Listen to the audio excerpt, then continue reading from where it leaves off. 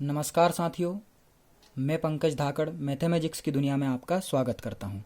आज हम पढ़ने वाले हैं क्लास 8th के चैप्टर 2 के linear equation in one variable में पढ़ने वाले हैं। इसका आज हम पढ़ेंगे इंट्रोडक्शन कि कैसे क्या इसमें क्वेश्चंस आएंगे और कैसे क्या इसमें फॉर्मूले यूज़ या फिर टर्म्स का हम यूज़ करेंगे। तो इसमें सबसे पहले हम स्टार्ट करते हैं वेरिएबल से। इसमें वेरिएबल और कॉन्स्टेंट के ऊपर हमारा ये एक्सरसाइज और ये चैप्टर है। तो आइए समझते हैं। वेरिएबल क्या होता है? जिसकी वैल्यूज चेंज हो। वेरिएबल क्या होता है? जिसकी वैल्यूज चेंज हो। तो ए से लेकर जेड तक जितने भी अल्फाबेट होते हैं, क्या होते हैं? अल्फाबेट्स। ए से लेकर जेड तक जितने भी अल्फाबेट्स होते हैं वो सभी हमारे क्या कहलाते हैं? वेरिएबल। क्या कहलाते हैं? वेरिएबल। मोस्टली इन वेरिएबल्स में से, मतलब ए से लेकर जेड तक जो भी हमारे अल्फाबेट आते हैं उनमें से मोस्टली हम जो यूज़ करते हैं वो होते हैं हमारे एक्स, वाई। जैसे मूवीज़ में हीरोज़ रहते हैं ना, हीरो हीरोइंस, उसी तरह ए से लेकर जेड तक अल्फाबेट तो हमारे 26 होते हैं, बट उनमें से जो मेनली यूज़ किए जाते हैं जैसे एक्स वाई, आप देखने को मिलेगा आपको पी क्यू, आपको देखने को मिलेगा एम एन, ठीक है। कभी कभी आपको एस टी भी मिल जाएगा। आपको कैपिटल में अगर देखते हैं तो कभी कभी ए और बी भी मिल जाता है। तो इस तरह से ये जो मेनली यूज़ होते हैं वो आपके X Y, P Q, M N, S T, A B, ये आपके मेनली यूज़ होने वाले अल्फ़ाबेट्स हैं, ठीक है। तो इन्हीं को क्या कहते हैं? हम वेरिएबल कहते हैं। नेक्स्ट है आपका कांस्टेंट या कोएफिशिएंट। कांस्टेंट मतलब होता है जिसकी वैल्यू फिक्स हो। कांस्टेंट मतलब क्या होता है? जिसकी वैल्यू फिक्स हो। तो वैल्यू किसकी फिक्स होती है? नंबर्स की। आपने जैसे यहां पर लिखा 1, तो भैया 1 को आप कहीं पर भी चले जाओ 1 को 1 ही कहेंगे, क्या कुछ और कह देंगे? नहीं। जैसे लिखा है मैंने 2, तो 2 की भी वैल्यू सब जगह फिक्स है। इसी तरह 3, 4, 5, 6, 7, 8, 9, इस तरह से हम जो भी नंबर्स लेते हैं वो सभी नंबर्स क्या कहलाएंगे? आपके कांस्टेंट या फिर कोएफिशिएंट, ठीक है। तो इन सब नंबर्स को हम क्या कहेंगे? कांस्टेंट या फिर कोएफिशिएंट। तो नंबर्स हमारे क्या कहलाते हैं? कांस्टेंट या कोएफिशिएंट। वेरिएबल क्या होते हैं? जो ए से लेकर जेड तक अल्फाबेट्स होते हैं। उन अल्फाबेट्स में से मोस्टली कौन से यूज होते हैं? X Y, P Q, M N, S T और ए बी, ये मेनली आपके यूज होते हैं। देखने को आपको यही अधिकतर मिलते हैं। वेरिएबल और कांस्टेंट से मिलकर बनता है आपका टर्म। क्या बनता है आपका? टर्म। जैसे मान लीजिए मैंने यहां से ले लिया 3, क्या ले लिया? 3, और ऊपर से ले लिया मैंने x, और 3x को दोनों को मैंने लिख दिया मल्टीप्लाई में। किस में लिख दिया? मल्टीप्लाई में। तो ये दोनों जब मल्टीप्लाई में लिखे जाएंगे तो ये दोनों क्या कहलाएंगे? मेरा पूरा बन के टर्म कहलाएंगे। क्या कहलाएंगे ये दोनों? टर्म। तो 3x को मैं क्या कहूंगा? टर्म। इसमें x मेरा क्या है? वेरिएबल। क्या है मेरा? x variable. और 3 मेरा क्या है यहां पर? कांस्टेंट। 3 मेरा क्या है? कांस्टेंट। तो कांस्टेंट और वेरिएबल को सिंबल के साथ लिखने पे, जैसे मल्टीप्लाई या डिवाइड के साथ लिखने पर, वो क्या बनाते हैं? टर्म।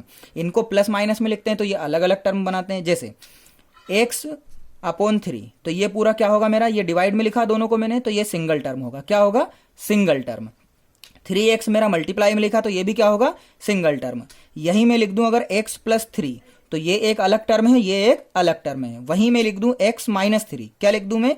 x-3, तो ये भी दोनों क्या होंगे? अलग अलग टर्म। तो इन्हीं से हम सिंबल के साथ कैसे पहचानेंगे इनको? देख लीजिए आप। अगर आपके वेरिएबल और कांस्टेंट मल्टीप्लाई या फिर हो डिवाइड में, तो वो क्या बनाएंगे? आपके सेपरेट, मल्टीप्लाई या फिर डिवाइड में हो तो वो क्या बनाएंगे? आपके सिंगल टर्म। क्या बनाएंगे? Single term. मतलब उस टर्म को आप क्या कहेंगे? एक वन टर्म के रूप में आप काउंट करेंगे। जैसे x/3 लिखा है तो ये सिर्फ आपका क्या है? One term. कितना टर्म देखेंगे? 1। 3x लिखा, दोनों मल्टीप्लाई में लिखे हैं तो ये भी क्या होगा? आपका वन टर्म। वहीं अगर आपके वेरिएबल और कांस्टेंट प्लस या फिर माइनस में लिखे जाएं, मतलब उनके बीच का जो रिलेशन रहे वो एक प्लस का या फिर माइनस का रहे, तो वो दोनों आपस में क्या रहेंगे? Separate term. क्या रहेंगे? Separate term. आई होप आपको समझ में आ रहा होगा। कांस्टेंट और वेरिएबल मिलके क्या बनाते हैं? टर्म। अगर वो कांस्टेंट और वेरिएबल के बीच में जो रिलेशन है वो मल्टीप्लाई या डिवाइड में होगा, किसमें? मल्टीप्लाई या डिवाइड में, तो वो क्या बनाएंगे? Single term. उस टर्म को हम कितना काउंट करेंगे? One term. अगर उन दोनों के बीच में प्लस या फिर माइनस लगा दिया जाए तो उनको हम क्या करेंगे? सेपरेट अलग अलग टर्म के रूप में काउंट करेंगे। तो आई होप आपको समझ में आया होगा टर्म, वेरिएबल और कांस्टेंट या कोएफिशिएंट। टर्म्स के बेसिस पर हमारे types of polynomial different types के होते हैं, तो आइए उनको भी जान लेते हैं। तो आपने टर्म देखा, अब देखते हैं हम टाइप्स ऑफ पॉलिनोमियल्स। तो types of polynomials on the basis of term. Term के बेस पर हम क्या देखेंगे? यहां पर टाइप्स ऑफ पॉलिनोमियल। अगर मान लीजिए आपका वन टर्म है, कितने टर्म है? वन, तो उस पॉलिनोमियल को आप क्या कहेंगे? मोनोमियल। क्या कहेंगे? मोनोमियल। क्या कहेंगे? मोनोमियल। मोनोमियल। इसके एग्जांपल्स देख लीजिए, जैसे मैंने लिख दिया 2x, क्या लिख दिया? 2x। तो देखो 2 और x मेरा मल्टीप्लाई में लिखा है, तो ये पूरा क्या होगा? One term. क्या होगा मेरा? One term. अगला एग्जांपल ले लीजिए, जैसे मैंने लिख दिया यहां पर x/5, तो देखो x और 5 आपस में क्या है? डिवाइड में है, तो ये भी क्या होगा? मेरा वन टर्म होगा। तो ये एक तरह से वन टर्म है पूरा, तो इसको क्या कहेंगे? मोनोमियल। ठीक है, नेक्स्ट इसमें एक और एग्जांपल ले लीजिए, मैंने लिख दिया मान लीजिए यहां पर 3 ओनली, तो 3 भी मेरा क्या है? मोनोमियल। आप कहेंगे सर इसमें x y ABCD तो कुछ है ही नहीं। तो देखिए किसी भी नंबर की अगर पावर क्या हो जाए? 0, तो उसको क्या कहेंगे हम? 1। क्या कहेंगे? 1। अब देखिए 3 और इसके साथ में मैंने x लिखा और उसकी पावर क्या लगा दी? 0। तो देखिए 3 तो 3 है, इनटू में क्या लिखा है मेरा? 1, x की पावर 0, तो x की पावर 0 क्या होता है? 1, तो 3 1 जा 3। तो इस तरह से अगर नॉर्मली आपका कांस्टेंट भी लिखा है तो वो भी एक तरह से क्या होगा? आपका मोनोमियल होगा। क्लियर? अगला आपका है बाइनोमियल। अगर मान लीजिए आपके कितने टर्म हो? 2 टर्म हो, तो उसको क्या कहेंगे आप?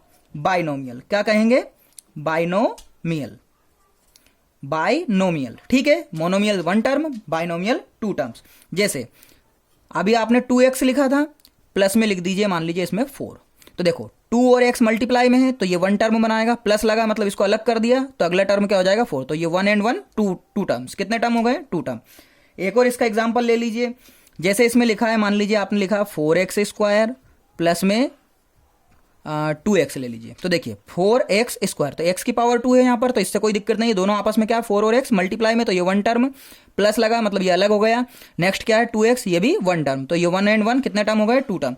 तो टर्म के बेस पे इसको क्या कहेंगे? बाइनोमियल। इसको क्या कहेंगे? मोनोमियल। अगला होता है आपका ट्राइनोमियल। क्या होता है अगला आपका? ट्राइनोमियल। ट्राइनोमियल में देखो नाम से ही विदित हो रहा है यहाँ पर, ट्राई मतलब क्या होता है? 3। ट्राई मतलब 3, तो जिसमें आपके 3 टर्म हो वो क्या कहलाएंगे? ट्राइनोमियल। इसका एग्जांपल ले लीजिए, क्वाड्रेटिक इक्वेशन में इसको मोस्टली यूज किया जाता है, जैसे 2x² प्लस 3x प्लस 5, तो ये पूरा देखिए 2 और x मल्टीप्लाई में 1 टर्म, प्लस लगा अलग हो गया, 3x 1 टर्म और ये 1 टर्म, तो 1 2 3 कितने टर्म हो गए? 3 टर्म। तो ये पूरा कंप्लीट क्या कहलाएगा? आपका ट्राइनोमियल। क्या कहलाएगा? ट्राइनोमियल। इसके डिफरेंट एग्जाम्पल और भी हो सकते हैं, जैसे आप में ले लीजिए यहाँ पर 4x³ प्लस में ले लीजिए यहाँ पर 2x माइनस में 8, देखिए 1 2 3 कितने टर्म हो रहे हैं यहाँ पर? इसमें भी 3 टर्म। नेक्स्ट होता है आपका पॉलिनोमियल।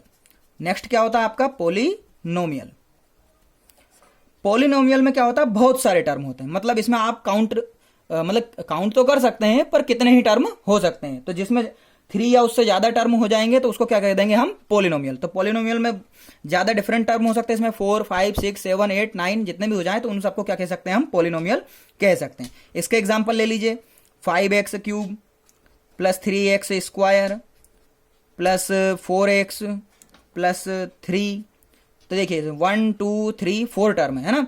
एक और एग्जांपल ले लीजिए, 8x की पावर 4 माइनस में 2x प्लस में 4x, इसको स्क्वायर ले लीजिए, प्लस में 4x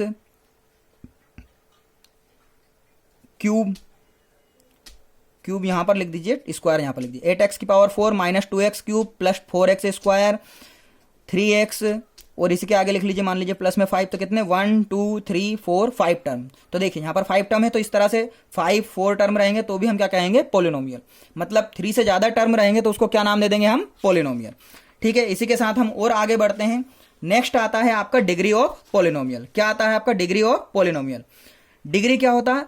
highest power of the variable in polynomial. जैसे आपको कोई सा पॉलिनोमियल दिया हुआ है, अभी हमने यहां पर रीड आउट किया, ये पॉलिनोमियल रीड आउट किया यहां पर, तो ये क्या है आपका? पॉलिनोमियल। तो इस पॉलिनोमियल की कौन सी हाईएस्ट पावर? कौन सी पावर? Highest power of variable. किसमें? पॉलिनोमियल में। तो इस पॉलिनोमियल में आपको क्या देखनी है? हाईएस्ट पावर देखनी है, और किसकी देखनी है? वेरिएबल की। किसकी देखनी है आपको? वेरिएबल की। तो देखिए वेरिएबल कौन है? एक्स है, इसमें भी एक्स है, इसमें भी एक्स है, तो इसमें हम देखेंगे एक्स है वेरिएबल। एक्स की हाईएस्ट पावर कितनी है? 3। कितनी है? 2 1, तो हाईएस्ट पावर क्या हो जाएगी मेरी? 3।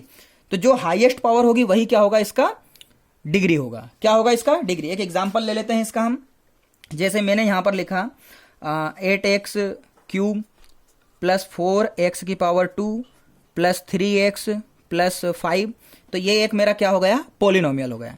इस पोलिनोमियल में क्या देखना, हाईएस्ट पावर देखना। तो देखिए पावर 3 है, 2 है, यहाँ पर 1 पावर है, तो पावर तो है, पर कौन सी देखना, हाईएस्ट। और किसकी देखना है, वेरिएबल की। तो वेरिएबल क्या है, एक्स, यहाँ पर भी एक्स, यहाँ पर भी एक्स, यहाँ पर 2 है, यहाँ पर 3 है, तो हम कौन सी लेंगे, 3। तो इसकी डिग्री कितनी हो जाएगी बेटा, 3 हो जाएगी। ठीक है, एक और एग्जाम्पल ले लीजिए। जैसे लिखा हुआ है, मान लीजिए आपका 8x की पावर 2 प्लस 5 की पावर 9 x की पावर 2, और यहाँ पर ले लीजिए x की पावर 3 प्लस में 3x प्लस में 4। अब देखिए 8x की पावर 3 है, 5 की पावर 9, x की पावर 2 प्लस 3x प्लस 4। तो देखिए यहाँ पर हम देखते हैं पहले पावर, तो 3 है, 9 है, 2 है, 1 है। तो पावर हमारी 3, 9, 2 और किसी की पावर कुछ नहीं होती, तो 1 तो लिखा ही रहता है ना, तो 1 है। अब इसमें हाईएस्ट पावर कौन सी हो जाएगी, 9। पर 9 जो पावर है वो किसकी है, कांस्टेंट की, पर हमें किसकी पावर देखनी है, वेरिएबल की। तो वेरिएबल कौन है, एक्स है और एक्स है, तो यहाँ पर एक्स की पावर 2 है, यहाँ पर एक्स की पावर 3 है। तो हमें वेरिएबल की पावर देखनी है, ना कि कांस्टेंट की। तो हमारा इसमें हाईएस्ट पावर क्या हो जाएगा, 3, 9 नहीं होगा, क्योंकि ये क्या है, कांस्टेंट है। तो इस तरह इसकी डिग्री भी कितनी हो जाएगी, 3।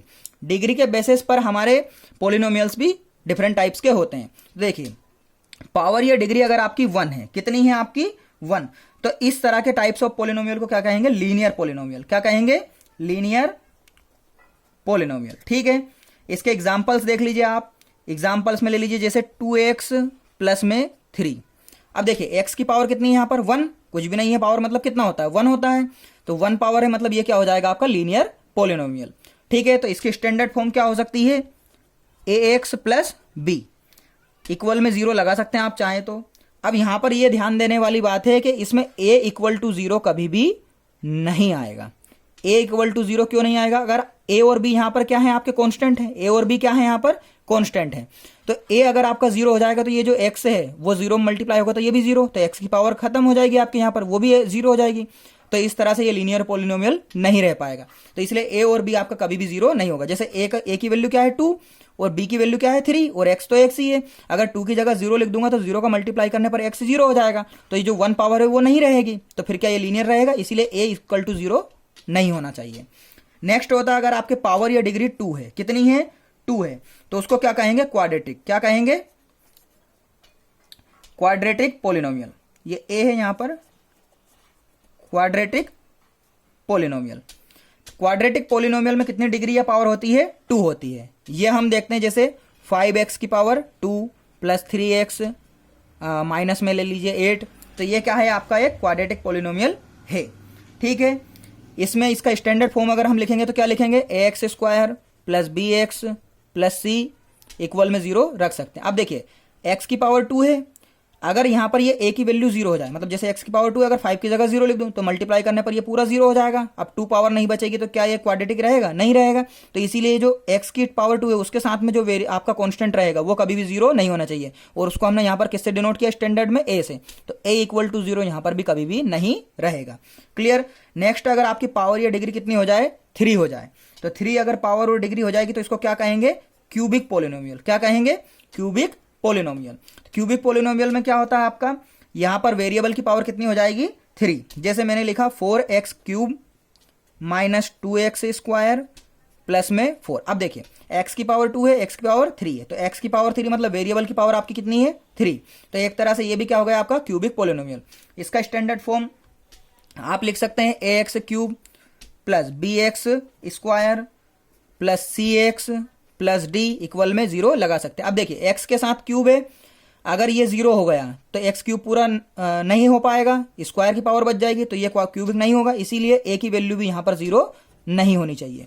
a की वैल्यू अगर 0 हो गई, 4 की भी जगह 0 लिख देंगे तो ये पूरा 0 हो जाएगा, तो क्यूबिक पोलिनोमियल नहीं रह पाएगा। इसलिए a की जगह कभी भी 0 नहीं आना चाहिए, बाकी सब 0 हो जाए उससे कोई प्रॉब्लम नहीं है। तो इसी के साथ हमारा ये पोलिनोमियल और जो बेसिक इंट्रोडक्शन का टॉपिक है ये हम एंड करते हैं। आई होप आपको समझ में आया होगा। Variable, constant, terms, types of polynomial on the basis of terms, आपको डिग्री समझ में आया होगा, और types of polynomial on the basis of degree ये भी समझ में आया होगा। Okay, thank you.